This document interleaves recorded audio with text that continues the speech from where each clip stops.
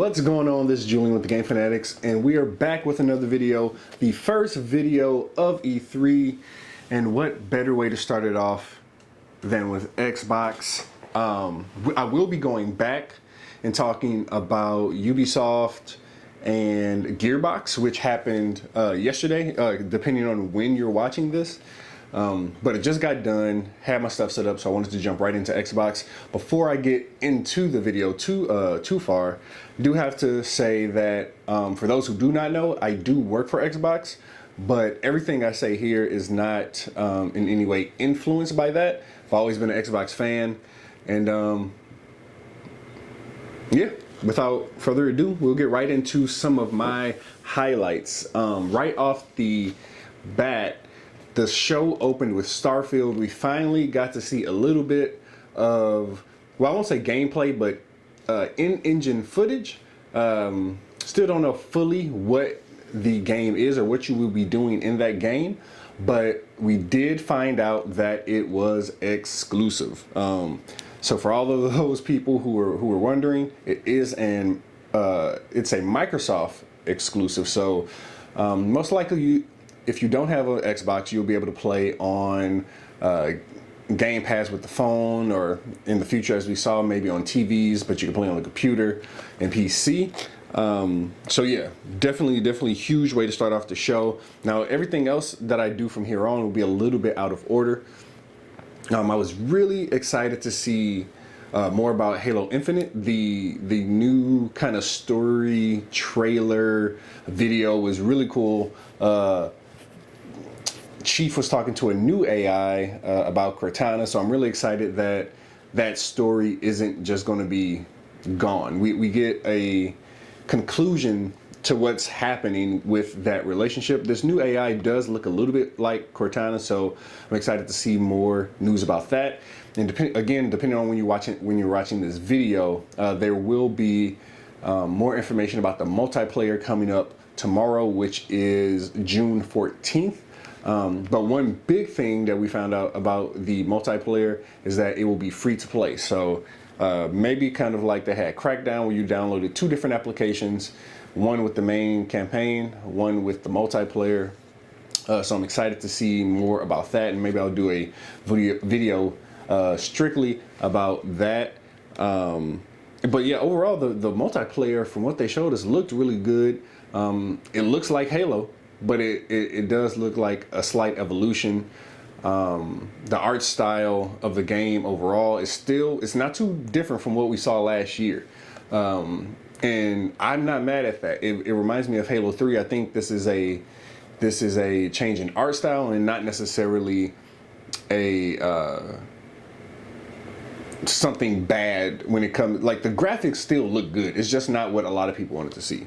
But moving forward, another huge, wait, let me actually say this. So they showed 30 games, 27 of which will be on Gamepass, so that is very huge. We have a new roundup of Bethesda games that hit Gamepass, I believe, today, so I'll throw that picture up here.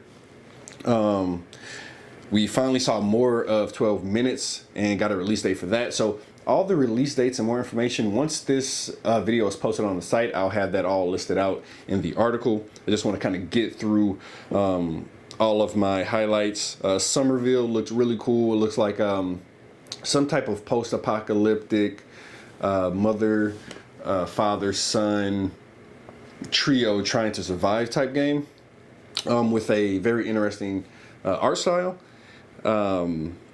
We saw more of Stalker 2, which looked great. Another thing, Hades is coming to not only console in a physical edition, but it will be coming to Game Pass.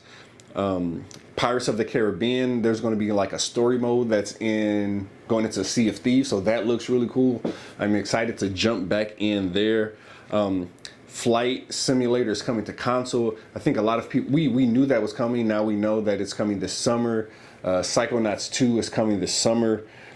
Forza Horizon 5, I'm very excited. I may boot this up after I get done watching this video. We'll be in Mexico. The game looks great. It always does. And from what I saw on Twitter, a lot of people who may have not really played the game in the past it looks like they're going to jump into this one. Now I'm sure, like I said, there were so many things shown that I'm sure I missed a lot of it. But we didn't get any footage, but we do know, of course, that Perfect Dark, Avowed, and all those different games are still being worked on. We didn't get any footage, and I'm not mad at that. This was a packed show, back-to-back games. And then they ended the show with a one more thing moment with a game called Redfall.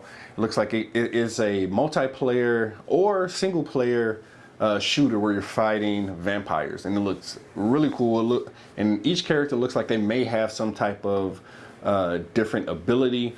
But yeah, overall, if I had to grade this conference, I'd definitely give it an A. I believe it's one of Microsoft's best conferences in a while, and they have been having some decent conferences over these last few years. So I'm very excited. Like I said, there's so many games just between now and the end of the year. Like I said, you have Flight Simulator, you have Psychonauts 2, you have Forza Horizon 5, you have Halo Infinite, and I'm sure I'm missing a lot. We got some things from third parties, like we saw some more Battlefield, which looks amazing. Can't wait to see more of that. We saw some more Far Cry 6, which looks amazing. I can't wait to play that. But yeah, this E3 is really set up to show a ton of games. Everyone has had a year where they've been working very hard to just show all of these different things, and not just Xbox. We're talking Ubisoft, Square Enix, Gearbox. I know Sony is later in the summer. If I'm not mistaken, it's in July. So yeah, so this is just the first of many videos. I'm going to get this edited and up as soon as possible.